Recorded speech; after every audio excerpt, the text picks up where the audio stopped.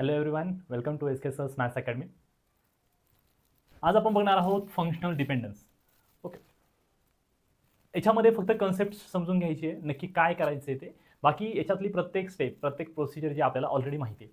ठीक आहे, तुम्हाला एक छोटंसं एक्झाम्पल घेऊन मी सांगण्याचा प्रयत्न करतो की फंक्शनल डिपेंडन्स नक्की काय. बघा, तुमच्याकडे यू हे एक फंक्शन आहे. सपोज फंक्शन आहे एक्स वायचं. Basically u is a multi variable function of x and y and phi is also a multivariable function of x and y. अशा दोन फंक्शन्स आहेत आणि जर तुम्हाला यू हे function, if u can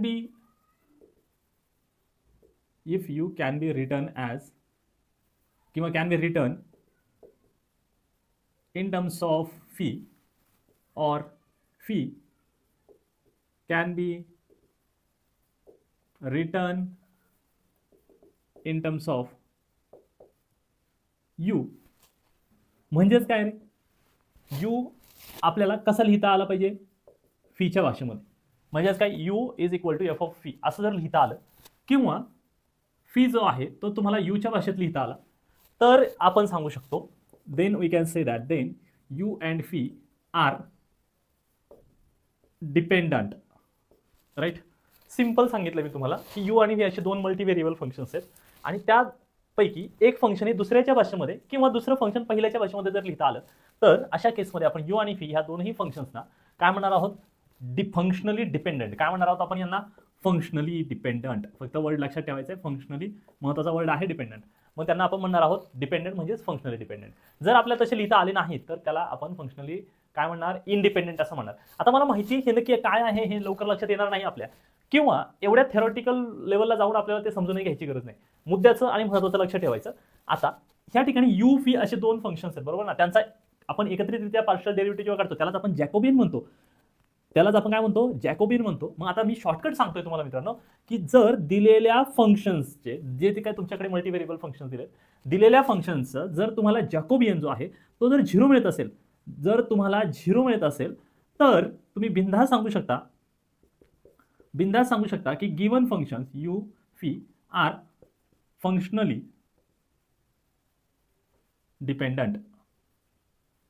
okay, simple. जर त्यांचा जॅकोबियन झिरो आला तर दिलेले फंक्शन्स काय असणार आहेत, फंक्शनली डिपेंडंट असणार आहेत. मग तुम्हाला क्वेश्चन विचारला जाईल, determine or test whether the given functions are functionally dependent or independent असा क्वेश्चन असणार आहे. राईट, मग त्याच्यामध्ये काय करायचं, फक्त जॅकोबियन फाइंड आउट करायचं आहे. जॅकोबियनचा आन्सर जर झिरो आलं then you will sail through 100%. मग तुम्हाला बाकी काही करायचं नाही, डायरेक्ट कन्क्लुजन लिहायचं. जसं जे इज इक्वल टू झिरो आला डायरेक्ट लिहायचं फंक्शनली डिपेंडंट, दॅट्स ऑल. बस. आता आपण याच्यावर काही क्वेश्चन्स करूयात. आता इथे तुम्हाला क्वेश्चन दिलाय आणि तुम्हाला सांगितलं की ते प्रूव्ह करा की फंक्शनली डिपेंडंट आहेत आणि त्याचबरोबर find the relation between them. म्हणजे तुमच्याकडे जे काही फंक्शन्स आहेत, काय फंक्शन्स आहेत, यू आहे, व्ही आहे, डब्ल्यू, तर यांच्यामध्ये काय रिलेशन आहे हे फाइंड आउट करायचं. लक्षात ठेवा, तुम्हाला फंक्शनल डिपेंडंट दाखवता आलं पाहिजे, तेवढंच महत्त्वाचं आहे. कारण जर 5 मार्क्सचा क्वेश्चन असेल तर 4 marks are devoted to functional dependence only आणि 1 मार्क असेल त्यांचं रिलेशन काय आहे हे सांगण्यासाठी. म्हणजे तुम्हाला महत्त्वाचा मुद्दा कळाला, फंक्शनल डिपेंडन्सच सगळ्यात जास्त महत्त्वाचा आहे, रिलेशन नंतर फाइंड आउट करायचं. आणि मी का सांगतो त्याला 1च मार्क आहे, माझ्या बोलण्यातून तुमच्या लक्षात आलं असेल की सर आता सांगतो ते की थोडं कमी महत्त्वाचं आहे. हो, आणि का, कारण ते कितीही एफर्ट लावले तरी त्याच्यातनं 100% करेक्ट आन्सर तुम्हाला मिळेल याची कुठल्याही प्रकारची गॅरंटी नाही. कारण तिथे कुठलाही रूल नाही, फॉर्म्युला नाही, कॉमन सेन्स आहे, ट्रायल अँड एरर टाईप आहे. त्याच्यामुळे तुम्हाला सगळ्यात जास्त फोकस फंक्शनल डिपेंडन्स दाखवण्यावर लावायचा आहे. मग आता बघा, इथे तुमच्याकडे दिलेलं फंक्शन आहे, तुम्हाला शिकवलंय मी की आपल्याला फंक्शनल डिपेंडन्स दाखवायचं आहे, म्हणजेच काय करायचं आहे, जॅकोबियन फाइंड आउट करायचं आहे. अगदी बॅक टू बेसिक्स जे आपण सुरुवातीला केले त्या सगळ्या गोष्टी करायच्यात. मग तुम्हाला माहिती आहे सगळ्यांना की पहिल्यांदा आपण जर जॅकोबियन फाइंड आउट करायचं असेल तर 3 फंक्शन दिलेत का, व्यवस्थित दिलेले आहेत. Okay, fine, no problem. मग आपण पहिल्यांदा ती फंक्शन्स काय काय बघा, यू, इथे फंक्शन्स बघून घ्या. इथे आहे पहिलं यू, नंतर फी आणि नंतर डब्ल्यू. तर पहिल्यांदा काय करायचंय, to prove U phi and W are functionally dependent, right? That is to prove Jacobian is equal to 0, right? हे प्रूव्ह करायचं आहे आपल्याला. मग त्यासाठी पहिल्यांदा जॅकोबियनने स्टार्ट करूया. सो जॅकोबियन जे इज इक्वल टू डॅबा, कोणाचा जॅकोबियन फाइंड आउट करायचा, यू फी डब्ल्यूचा, विथ रिस्पेक्ट टू व्हेरिएबल कोण आहे त्याच्यात, एक्स वाय झेड. चला, मग आपल्याला माहिती हे झाल्यानंतर आपण डिटर्मिनंट लिहितो. पहिल्या रो मध्ये पहिले फंक्शन घेतो, मग विथ रिस्पेक्ट टू एकदा एक्स, एकदा वाय, एकदा झेड. यू झालाय आता फी घ्यायचा आहे, हे फंक्शन झाले आता फी. इकडे पण phi with respect to Y, phi with respect to Z, आणि त्याच्यानंतर डब्ल्यू चलो अभी इसको कॅल्क्युलेट करते हम लोग. हे महत्वाचं आहे मित्रांनो. कसं कॅल्क्युलेट करणार बघा, तुमच्याकडे यू जो आहे याची विथ रिस्पेक्ट टू एक्स, त्याच्यामध्ये एक्स दिसतोय का? नाही, म्हणजे डेरिव्हेटिव्ह काय झाली? 0. त्याच्यानंतर सेकंड रो ह्या पहिल्या फंक्शनमध्ये वाय दिसतोय का? दिसतोय. मग त्याची डेरिव्हेटिव्ह काय आहे? वायची डेरिव्हेटिव्ह 1 येऊन जाईल, बरोबर. त्याच्यानंतर झेड दिसतोय का? आहे झेड, म्हणजे झेडची डेरिव्हेटिव्ह काय होणार आहे? विथ रिस्पेक्ट टू झेड 1 होणार. त्याच्यानंतर आता फी कडे येऊयात. फी या फंक्शनची with respect to x derivative, X आहे एकदाच, म्हणजे त्याची डेरिव्हेटिव्ह काय होणार? 1. त्याच्यानंतर विथ रिस्पेक्ट टू काय करायचं? वाय, वाय नाहीये, म्हणजे डेरिव्हेटिव्ह काय होणार? 0. त्याच्यानंतर झेड स्क्वेअर दिसतोय, त्याची डेरिव्हेटिव्ह काय होणार? कॉन्स्टंट, म्हणजे डेरिव्हेटिव्ह 0. आता इथे विथ रिस्पेक्ट टू फीची डेरिव्हेटिव्ह आता विथ रिस्पेक्ट टू झेड करायची. इथे या, मग काय येणार आन्सर? 4z, बरोबर. झेड स्क्वेअरची 2z येते, म्हणून असा आन्सर लिहिला. त्याच्यानंतर डब्ल्यू कडे जाऊयात. डब्ल्यूची with respect to x derivative घ्यायची, काय येणार ती? 1. नंतर विथ रिस्पेक्ट टू वाय घ्यायची, वाय घेतली तर वायची डेरिव्हेटिव्ह 1 येते, पण 4z हा कॉन्स्टंट आहे, म्हणून मला इथे लिहावं लागेल -4z. आणि मग पुढे परत एकदा वाय, म्हणजे वाय स्क्वेअरची डेरिव्हेटिव्ह 2 आहे, आणि हे 2 म्हणजे 4 होणार. So -4y. आणि लास्टला विथ रिस्पेक्ट टू घ्यायचे झेड, तर विथ रिस्पेक्ट टू झेड घ्यायला गेला तर लक्षात येईल झेड इथंच आहे, म्हणजे -4y हे कॉन्स्टंट मल्टिप्लाय तेवढंच लिहायला लागेल, -4y. सो अशा पद्धतीने तुमच्याकडे हा जॅकोबियन आला. याचं फक्त कॅल्क्युलेशन्स करायचे तुम्हाला. हे एकदा कॅल्क्युलेशन तुम्ही करत गेलात की बाकी त्याच्यामध्ये अवघड असं काहीही नाही. मग आता पुढे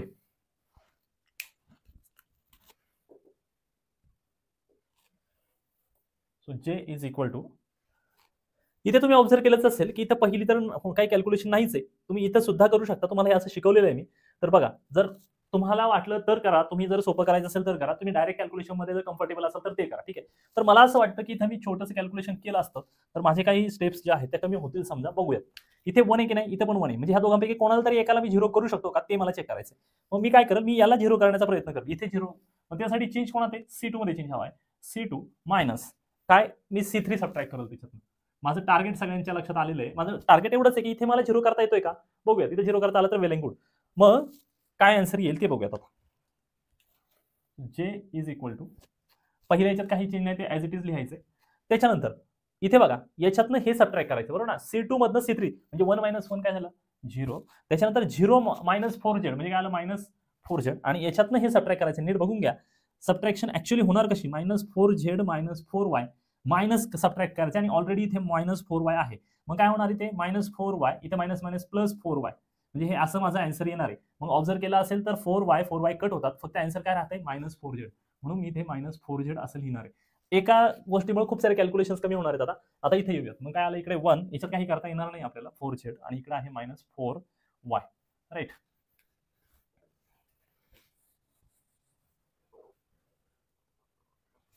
आता तुम्ही ऑब्झर्व केलं असेल तर इथे बघा, -4z आहे, -4z आहे, इकडे पण 4z आहे. तुम्हाला खूप स्कोप आहे की -4z तुम्ही काही करू शकता, पण इथनं कॉमन घेता येणार नाही, म्हणून आपण असं करूयात, याच्यातनं -4z कॉमन घेता येईल. म्हणजे -4z कॉमन घेतलं मी, बरोबर. कशातनं कॉमन घेतलाय मी? ह्या सेकंड कॉलम मधनं, बरोबर. सेकंड कॉलम मधनं मी कॉमन घेतलाय. आता त्याच्यानंतर बघा, शेवटच्या याच्यात पण 4 आहे, 4 आहे, म्हणून मी 4 पण कॉमन घेतला. मला हे काय सांगायचं सारखं तुम्हाला, याची प्रॅक्टिस व्हावी म्हणून, कारण पुढे आपल्याला मॅट्रिसेस करायचे, त्याच्यात ही जर आयडिया एकदा इन्कल्केट झाली तर त्याचा खूप जास्त बेनिफिट होणार आहे आपल्याला. सो आता काय राहिलंय बघा, 0. डू रिमेंबर, मी जे करतो हे कंपल्सरी नाही. तुम्ही तुमच्या पद्धतीने जसं तुम्हाला मोठी 3x3 ची डिटर्मिनंट सोडवतोय तो त्या पद्धतीने करायचं, काय प्रॉब्लेम नाही. मी फक्त थोडी अजून ऍडव्हान्स मेथड सांगतोय त्याच्यामध्ये की असं करता येऊ शकतं आपल्याला. सो पहिल्या याच्यात काही चेंज नाही, 0. इथे काय येणार आहे सांगा? याच्यातनं आपण डायरेक्ट काय राहणार? -4z घेतलं म्हणजे 1 राहिला. इथं पण काय राहिलं रे? डायरेक्ट इथे हे एवढं पूर्ण बाहेर घेतलं, 1 राहिलाय. त्याच्यानंतर इथे 1 आहे, याच्यातनं 4 आणि याच्यातनं पण 4 घेतलं, म्हणजे इथं z राहिला आणि इथं -4y राहिलाय. ज्याच्यामुळे एक तुमचा सुटसुटीत अशा पद्धतीचा डिटर्मिनंट दिसतोय आपल्याला. मग आता आन्सर काय आलं सांगा? इथे आलं तुमच्याकडे -4 4 16 -16z. आणि आता फक्त याचं कॅल्क्युलेशन करायचं, म्हणजे तुम्ही इथे 1 लिहिणार, ओके. इथे 1 लिहिला तुम्ही, आणि आता ह्या दोघांचं मल्टिप्लिकेशन. सो 1 - 1, बरोबर. सो काय आलं आन्सर? डायरेक्ट दिसते आपल्याला. इथे 0 आलं, म्हणजे एंटायर जॅकोबियन जो आहे मित्रांनो तो काय झाला? 0 आलेला आहे, राईट. आणि मग आपण सांगू शकतो की दॅट इम्प्लाइज इथे बघा काय, जे इज इक्वल टू 0 प्रूव्ह करायचं होतं. That implies U, phi and W are functionally dependent, right. तर अशा पद्धतीने आपण, म्हणजे लक्षात आले तुमच्या. आणि हो, प्रत्येक वेळी याच्यावर एक क्वेश्चन येणार, ओके. Do remember. आणि हा क्वेश्चन सुद्धा आलेला आहे लास्ट इयरला आलेला आहे, बॅकलॉगचा जो पेपर झाला आता तर त्या पेपरला जूनमधल्या 2023च्या पेपरला तो आलेला आहे. सो महत्त्वाचा क्वेश्चन आहे. मग आता हे फंक्शनल डिपेंडंट वगैरे दाखवून झालं आपलं. आता आपल्याला सेकंड पार्ट करायचं आहे. म्हणजे हे एवढं जे केलं याला तुम्ही काय म्हणू शकता, याला म्हणू शकता पार्ट 1. काय म्हणणार याला, पार्ट 1 म्हणणार. आता आपल्याला करायचं ते आहे part 2. Right. So this is your part 2. Part 2 मध्ये काय करायचंय ते माहिती पाहिजे आपल्याला. काय करायचंय आपल्याला, relation between you, phi and W. मग आता यांच्यामध्ये रिलेशन फाइंड आउट करायचंय. त्याच्यासाठी काय लॉजिक वापरायला लागेल, ते असं लॉजिक फिक्स नाही. तुम्ही त्यावेळी मी आता इथे एक लॉजिक सांगेल किंवा काय तर तुम्ही ट्राय करायचंय आणि त्याच्यात तुम्ही कसंही कॉम्बिनेशन करा तर तुमचा आन्सर त्या पद्धतीने येऊ शकतं. ठीक आहे. सो आता मी इथे काय करतोय बघा,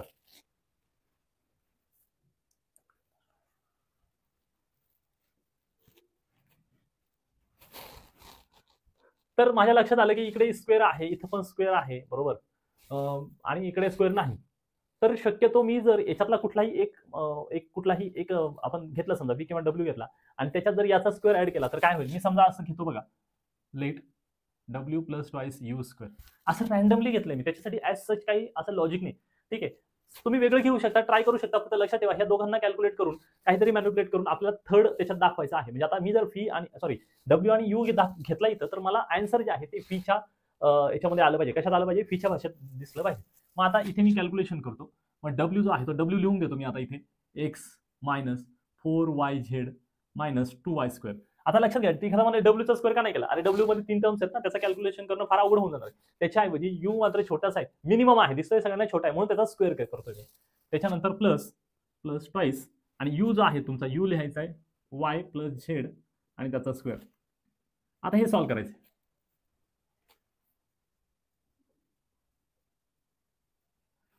तुम्हाला माहिती आहे सगळ्यांना की असं करतो आपण, फर्स्ट टर्मचा square plus twice y z plus second टर्मचा स्क्वेअर. हे जर व्यवस्थित सॉल्व्ह केलं, x plus 4yz minus 2y square plus 2y square plus 4yz 2z square. मग याच्यातनं काही कॅन्सल होतंय का ते आपण बघूयात. जर याच्यातलं कॅन्सल करायला गेलात तुम्ही तर minus 2y square plus 2y square cancel. इथे 2z स्क्वेअर आहे, इथं बघा 4yz आहे आणि इथं पण 4yz. तर तुम्हाला काय मिळतंय ते बघूयात आपण. So x plus 4yz, okay direct मी इथे लिहितो 4yz plus 4 8yz plus 2z square असं मिळालेलं आहे. आता याच्यातलं जर तुम्ही पाहिलं इथं थोडंसं कॅल्क्युलेशन नीट करून घ्या, इथं काहीतरी चुकलं असणार. कारण तुम्ही फी जर पाहिलं तर x plus 2z square, x plus 2z square म्हणजे हे इथं काहीतरी एक्स्ट्रा आलंय. इथं कशामुळे आलंय, हे कॅन्सल झालेलं नाही, म्हणजे काहीतरी चुकलंय आपलं. ते बघूयात आपण काय चुकलंय. इथे बघा मायनस 4yz होतं, मी इथे बाय मिस्टेक काय केलंय, प्लस केलंय. म्हणजे अशा मिस्टेक्स तुम्हाला शोधता आल्या पाहिजेत. ओके. सो मायनस 4yz आहे आणि म्हणून इथे काय येणार आहे मायनस 4yz. इथं जर मायनस 4yz झालं तर हे दोघं काय होणार आहे, कॅन्सल होणार आणि मग इथे तुमच्याकडे जे आन्सर आहे ते डायरेक्ट काय येणार आहे प्लस 2z स्क्वेअर. आणि हे जर हे पाहिलं तर एक्स प्लस 2z स्क्वेअर म्हणजेच काय आहे तुमचा phi. Therefore W plus twice U square is equal to phi. हे तो त्याच्यामधलं रिलेशन आपल्याला मिळालेलं आहे. सो अजून एक प्रॉब्लेम आपण बघतोय फंक्शनल डिपेंडन्स आणि इंडिपेंडन्सवर. याच्यामध्ये दोनच फंक्शन्स आहेत. ओके. आणि ती चेक करायची आपल्याला ती फंक्शनल डिपेंडंट आहे की नाही. पण तुम्ही एक गोष्ट ऑब्झर्व केली असेल की इथं फंक्शन दिलेली ही अशी साधी सुधी फंक्शन्स नाही आहेत, ती जास्त कॉम्प्लिकेटेड आहेत. म्हणजे आपल्याला याची पार्शियल डेरिव्हेटिव्ह काढण्यासाठी जास्त कष्ट करावे लागणार आहेत. मग आता त्या सगळ्या गोष्टी तुम्हाला माहिती आहे काय लिहायचं वगैरे. डायरेक्ट स्टार्ट करूयात आपण. पहिली गोष्ट आपण जॅकोबियन फाइंड आउट करणार आहोत. जे is equal to U phi upon X Y, बरोबर. आणि याच्यासाठी आपल्याला एक पार्शियल डेरिव्हेटिव्ह काढायचे. सॉरी, असं जॅकोबियन कसं लिहितो आपल्याला माहिती आहे, डॅबा यू बाय डॅबा सांगा एक्स आणि इकडे काय आहे डॅबा यू बाय डॅबा वाय. आणि मग आता दुसरं फंक्शन डॅबा फी बाय डॅबा एक्स आणि डॅबा फी बाय डॅबा वाय, बरोबर. अशा पद्धतीने हे फंक्शन आपण अशी घेतो त्याच्यामध्ये आणि जॅकोबियन तयार करतो. आता सगळ्यात इंटरेस्टिंग गोष्ट अशी आहे मित्रांनो, आपल्याला यू ची derivative with respect to X घ्यायची असेल तर इथं पण एक्स आहे, इथं पण एक्स आहे. लक्षात घ्या. विथ रिस्पेक्ट टू वाय घ्यायची असेल तर इथं पण वाय, इथं पण. याचाच अर्थ असा झाला कुठल्या प्रकारच्या फॉर्मॅटमध्ये दिसतोय आपल्याला, यू बाय फी ह्या फॉर्मॅटमध्ये दिसतोय आपल्याला, बरोबर ना. म्हणजेच मग आपल्याला एक फॉर्म्युला माहिती पाहिजे. जेव्हा आपल्याला इथल्या यू बीचा काही संबंध लक्षात घेऊ नका तुम्ही. आता आपण नॉर्मली जे 12th वगैरे शिकलो की नाही असे दोन फंक्शन्स असतात. तो असं जर असेल तर आपल्याला यू बाय फी हा रूल, डिव्हिजनचा रूल वापरायला लागतो डेरिव्हेटिव्ह कॅल्क्युलेट करण्यासाठी. त्याच्यासाठी माहिती आहे सगळ्यांना. माझी नेहमीची स्टाईल आहे, मी काय सांगत असतो की ते डिनॉमिनेटरला व्ही आहे ना त्याला तसंच पुढे लिहून टाका. फक्त काय करा त्याचा स्क्वेअर करा आणि तुम्ही पहिल्यांदा त्याला कन्सिडर केले म्हणून त्यालाच इकडे उचलून लिहा. एकदा एवढं लक्षात आलं की बाकी सगळं आपल्याला जुळून जाणार आहे. मग आता फी झाला, फी झाल्यावर काय करायचं, कोण राहिलं यू, म्हणजे त्याची घ्यायची डेरिव्हेटिव्ह. मग मायनस, मग आता यूला जागेवर ठेवा आणि कोणाची डेरिव्हेटिव्ह घ्या, फीची डेरिव्हेटिव्ह असं आपण करत असतो. म्हणजे पहिलं फंक्शन दुसरं फंक्शन असं तुम्ही जे काही म्हणायचं ते म्हणा. पण आता इथे लक्षात घ्या, याला फक्त तुम्हाला 1 म्हणावं लागेल, कारण याच्यातल्या डेरिव्हेटिव्ह ह्या अशा साध्या सुद्धा नाही आहेत. तर ह्या पहिल्या 2 डेरिव्हेटिव्ह फार जास्त कॉम्प्लिकेटेड आहेत आणि हे मात्र थोडं सोपं आहे, कारण विथ रिस्पेक्ट टू एक्स म्हटलं तर हे 0 होऊन जाईल, विथ रिस्पेक्ट टू वाय म्हटलं तर हे 0, म्हणजे हे सोपं आहे. पण ह्या 2 डेरिव्हेटिव्ह मात्र प्रॉपरली कॅल्क्युलेट करायला लागणार आहेत. मग आता काय करूयात, पहिल्यांदा काय करूयात आपण, डॅबा यू बाय डॅबा एक्स इज इक्वल टू, लक्षात घ्या आता काय करणार आपण, पहिल्यांदा त्या सांगितलेल्या रूलनुसार पहिल्यांदा काम करायचंय. ही जी काही डेरी तुमच्याकडे बघा, इथे बघताय तुम्ही, हां आता ते इथल्या यूचा आणि इथल्या यूचा घोळ करू नका. इथं पहिलं फंक्शन आणि सेकंड फंक्शन असं म्हणायचंय. मग तुमच्याकडे जे डिनॉमिनेटरला आहे, नेहमी ऐका मी काय बोलतोय ते, तुमच्याकडे जे डिनॉमिनेटरला आहे ते तसंच्या तसं लिहिलं मी, पण त्याचा काय करायचं आहे, स्क्वेअर, म्हणून स्क्वेअर. आणि इथं लिहिलंय म्हणून मग सुरुवातीला इथं लिहावं लागेल 1 minus x Y bracket square. मग एकदा काय एवढं लिहून झालंय, म्हणजे राहिले काय एवढं वरचं, मग त्याची काय घ्यायची आपल्याला डेरिव्हेटिव्ह विथ रिस्पेक्ट टू काय एक्स. मग सांगा, जेव्हा एक्स घेतो तेव्हा वायला कॉन्स्टंट ट्रीट करतो, तेव्हा x with respect to derivative घेतली तर या एक्स प्लस वायची विथ रिस्पेक्ट टू डेरिव्हेटिव्ह किती येणार, 1 येणार मित्रांनो, 1 बरोबर. इथे आली 1, त्याच्यानंतर मायनस साईन. आणि मग आता काय करायचंय, ह्या तुमच्या पूर्ण ब्रॅकेटला ॲज इट इज ठेवायचे. आणि आता डेरिव्हेटिव्ह कोणाची घ्यायची आहे, तर ह्या तुमच्या डिनॉमिनेटरच्या एवढ्या ब्रॅकेटची. एक मिस्टेक केली, इथं स्क्वेअर नाही लिहायचं आहे. हां मग इथे 1 मायनस एक्स वाय, मग 1 मायनस एक्स वाय, 1 तर कॉन्स्टंट झाला, म्हणजे मग काय येणार आहे, मायनस आहे, त्याचे डेरिव्हेटिव्ह 0 होऊन गेले. So with respect to X करतो, म्हणजे एक्सचे डेरिव्हेटिव्ह किती येणार, 1, आणि वाय जो कॉन्स्टंट आहे तो ॲज इट इज लिहावा लागेल. असं तुम्हाला मिळालेलं आहे. आता थोडं अजून सिम्प्लिफाय करूयात. जर सिम्प्लिफाय केलं तर येत आहे 1 मायनस एक्स वाय, बरोबर, हे असं येणार. त्याच्यानंतर इथे मायनस आहे, इथं मायनस आहे, काय होऊन जाणार, प्लस. लक्षात घ्या, मायनस मायनस प्लस, आणि ह्या वायने इथं मल्टिप्लाय करायचं, म्हणजे एक्स वाय आले. आणि नंतर काय, आता लक्षात घ्या मायनस साईन देऊन टाकले ऑलरेडी, मग काय येणार, वाय स्क्वेअर, पण त्याला साईन काय, प्लस. हे कळत नसेल तर तुम्ही सिम्पली एवढं ब्रॅकेट साईडला कॅल्क्युलेट करा आणि मग बघा हेच आन्सर येणार. आता डिनॉमिनेटरला 1 minus x Y bracket square, मग हे काय होणार आहे, एक्स वाय आणि एक्स वाय कट होतील एकमेकांना. सो फायनली डॅबा यू बाय डॅबा एक्स इज इक्वल टू आले 1 plus Y square upon 1 minus x Y bracket square. So तुमच्याकडे ही एक फर्स्ट डेरिव्हेटिव्ह आले लक्षात, ठीक आहे. आता आपल्याला सेकंड डेरिव्हेटिव्ह कॅल्क्युलेट करायची आहे. सेकंड डेरिव्हेटिव्ह जी आहे ही पहिली डेरिव्हेटिव्ह करून घेतली आपण, आता ही सेकंड डेरिव्हेटिव्ह करायची विथ रिस्पेक्ट टू वाय करणार आहोत. मग इथे काय येते, डॅबा यू बाय डॅबा, हे झालं फर्स्ट. आता इथे सेकंड, नाव 2 बाय डॅबा वाय इज इक्वल टू, मग त्याच्यासाठी काय सांगितलं त्याचप्रमाणे करायचं, जसं सेम अगोदर केलं तसं. हा पूर्ण ब्रॅकेट असा लिहायचा आहे 1 मायनस एक्स वाय, त्या ब्रॅकेटचा स्क्वेअर करायचा, मग त्याला तिकडे लिहायचं, म्हणजे 1 मायनस एक्स वाय लिहिलं. आणि मग डेरिव्हेटिव्ह कोणाची घ्यायची आहे, त्या वरच्या ब्रॅकेटची, पण आता विथ रिस्पेक्ट टू काय घ्यायची आहे, वाय घ्यायची, बरोबर. So what will be the derivative of this bracket with respect to y. एक्सला कॉन्सन्ट्रेट करा, त्याची 0 होऊन जाईल, वायची डेरिव्हेटिव्ह 1 येऊन जाईल, 1 मायनस. आता आपण याची डेरिव्हेटिव्ह घेतली आहे तर त्या तुमच्या न्यूमरेटरला ॲज इट इज पुढे ठेवा, आणि आता त्याला मल्टिप्लाय करा कोणाच्या डेरिव्हेटिव्हने, ह्या डिनॉमिनेटरची डेरिव्हेटिव्ह, 1ची डेरिव्हेटिव्ह कॉन्स्टंट, सॉरी 1 हा कॉन्स्टंट आहे, डेरिव्हेटिव्ह 0 होणार. इथे मायनस, आता विथ रिस्पेक्ट टू काय करतोय, वाय करतोय, म्हणून वायची डेरिव्हेटिव्ह 1 होणार, पण मल्टिप्लाय कोणी एक्स आहे, एक्स हा कॉन्स्टंट आहे, म्हणून मायनस एक्स असं त्या ठिकाणी येऊन जाईल. मग आता एवढं केल्याच्या नंतर आपण फक्त हे सिम्प्लिफाय करायचंय. So D U by D Y is equal to, normal calculations आहेत, 1 मायनस एक्स वाय. इथे बघा, इथे मायनस आहे आणि इथे मायनस आहे, मायनस मायनस प्लस होऊन जाणार, प्लस. आणि ह्या एक्सने एक्सला मल्टिप्लाय केलं तर काय होणार, एक्स स्क्वेअर. मग ह्या एक्सने वायला मल्टिप्लाय केलं तर काय होणार, प्लस एक्स वाय. लक्षात ठेवा, गोंधळ तुमचं कन्फ्युजन होऊ शकतं की तो मायनस आहे सर, प्लस एक्स वाय कसं लिहिलं, अरे हा मायनस इकडे शिफ्ट केला ना, म्हणून तर मायनसच्या ऐवजी मध्ये इथे प्लस लिहिलं ना मी, ठीक आहे. डिनॉमिनेटरला 1 minus x Y bracket square, so this is equal to, मग इथे एक्स वायला हा एक्स वाय कट झाला, फायनली राहिलं 1 plus X square upon 1 minus x Y bracket square. So this is your D U by D Y, right. आता बाकीच्या 2 derivative आपल्याला direct लिहिता येणार आहेत, कारण इथे फीचे derivative with respect to x म्हटलं तर काय ना 1 अपॉन 1 प्लस एक्स स्क्वेअर, आणि हे 1 अपॉन 1 प्लस वाय स्क्वेअर, ते डायरेक्ट लिहूयात आपण. चलो अभी समजा याला तुम्ही ए म्हणत असाल आणि याला b, so from 1 this is 1 a and b. फायनली आपण काय हे सगळं एकत्र केल्यानंतर काय येईल बघा, जे इज इक्वल टू, इथे काय येणार आहे तर ही डेरिव्हेटिव्ह येणार आहे तुमची पहिली 1 plus Y square upon 1 minus x Y, ठीक आहे. लक्षात आलंय, इथे डी डॅबा यू बाय डॅबा एक्स आहे, डॅबा यू बाय डॅबा एक्सची व्हॅल्यू इथे कॅल्क्युलेट केली, ती इथे लिहिली मी. त्याच्यानंतर आता इथे काय डॅबा यू बाय डॅबा वाय कॅल्क्युलेट केली का, हो केली. इथे त्याच्यासमोर लिहायला लागेल 1 plus X square upon 1 minus x Y bracket square, right. आता त्याच्यानंतर इथे बघा डॅबा फी बाय डॅबा एक्स, ठीक आहे इथे, आणि विथ रिस्पेक्ट टू एक्स म्हणजे फक्त याची डेरिव्हेटिव्ह हा कॉन्स्टंट, याची डेरिव्हेटिव्ह 0 होणार. सो याची डेरिव्हेटिव्ह आपली तोंडपाठ असते 1 प्लस एक्स स्क्वेअर, आणि याची tan inverse of Y with respect to Y काय येणार सांगा, with respect to Y 1 upon 1 plus Y square. Clear. So फक्त सॉल्व्ह करायचं सिम्पली हे. तर त्याच्या अगोदर काम करा, इथे 1/1 मायनस एक्स ब्रॅकेट स्क्वेअर, इथं पण कॉमन आहे, त्याला बाहेर घेऊयात, बाकी काही कॉमन निघत नाही. 1 minus x Y bracket square बाहेर घेतला, मग आतमध्ये काय राहिलं 1 प्लस वाय स्क्वेअर आणि ते 1 प्लस एक्स स्क्वेअर, इथं काय राहिलं 1/1 प्लस एक्स स्क्वेअर, इकडे काय 1/1 प्लस वाय स्क्वेअर. आता यांचं नॉर्मल जरी कॅल्क्युलेशन केलं तरी आपल्या लक्षात येऊन जातं की काय येणार आहे. बघा याने इकडे मल्टिप्लाय करायचं, नीट समजून घ्या. जी टर्म इथं आहे तिथे डिनॉमिनेटरला, म्हणजे इथं न्यूमरेटर इंटू डिनॉमिनेटर, हे दोघं एकमेकांना कॅन्सल करणार, आन्सर काय येणार आहे तुमचं 1 मायनस, हे बघा इथे सुद्धा, इथे जे आहे टर्म तीच इथं टर्म आहे, बरोबर, म्हणजे हे सुद्धा एकमेकांना कॅन्सल करतील आणि मग इथे सुद्धा काय येणार 1. सो फायनली तुमचा आन्सर जे आहे ते आन्सर काय आलं ते इथे लिहूयात आपण. काय आन्सर येतंय, जे इज इक्वल टू 0, बरोबर ना. 1 minus 1 0, so everything become 0, right. So that implies, याच्यावरनं काय कंक्लुजन आहे आपलं, that implies u and phi are functionally, काय म्हणणार आहोत आपण, डिपेंडंट. पण एवढाच क्वेश्चन सांगतो का नाही, तर इथे तेवढं सांगितलं, पुढे सांगितलं की find relation between them, right, असं सांगितलंय. फाइंड रिलेशन बिटवीन देम म्हणजे कोणातलं रिलेशन शोधायचंय, यू आणि फी मधलं रिलेशन शोधायचं आहे. फाईन. मग त्याच्यासाठी तुम्ही फक्त ऑब्झर्वेशन करा चांगलं.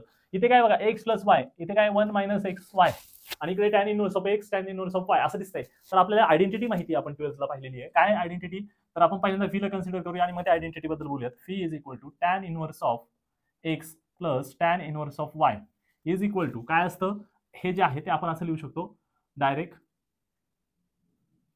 टॅन इनव्हर्स ऑफ, बरोबर ना. इनव्हर्स ट्रिग्नोमेट्रिक फंक्शनची ऍडिशन म्हणजे नक्की कशी ऑपरेट होते, तर त्याचं डायरेक्ट आन्सर येतं x plus y upon 1 minus x Y, बरोबर. पण आता ह्या ब्रॅकेटमध्ये एवढा जो, हे स्टँडर्ड आयडेंटिटी आहे इनव्हर्स ट्रिग्नोमेट्रिक फंक्शनची 12th गेलेली. तर आता एवढा जो ब्रॅकेट आहे तो पाहिलं तर लक्षात येते काय यू आहे, म्हणून तुम्ही काय लिहिणार इथे tan inverse of U. So this is the relation between phi and your U. Fine.